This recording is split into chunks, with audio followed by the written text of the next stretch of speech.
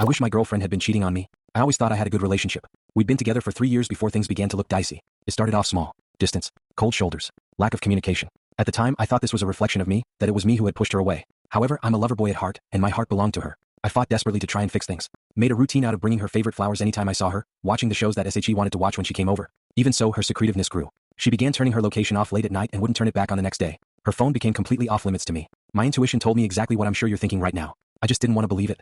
I tried to talk to her about it, but it'd turn into an argument. I was somehow the bad guy for wanting security in a relationship.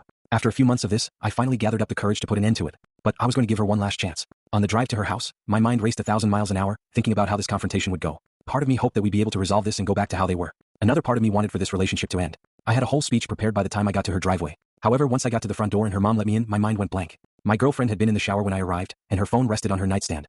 I knew deep in my bones that I didn't want to see whatever was in that device. I knew that whatever I found was only going to break my heart and destroy whatever trust one had left. I could hear the water from the shower, and my thoughts grew louder with each passing minute. I knew if I was going to do this, I was going to have to do it now. I snatched the phone off the nightstand and immediately went to her messages. To my absolute surprise, I found nothing. No other guys, no mention of any cheating in any of her group chats, nothing. Her photos were more the same. Still, something told me to keep searching. After finding nothing on any of her social media apps, I came to the conclusion that maybe she just wasn't attracted to me anymore. No cheating, just loss of love. However, there was still one last app that needed to be checked. Opening her notes app, I found only one singular note titled Names and Ratings.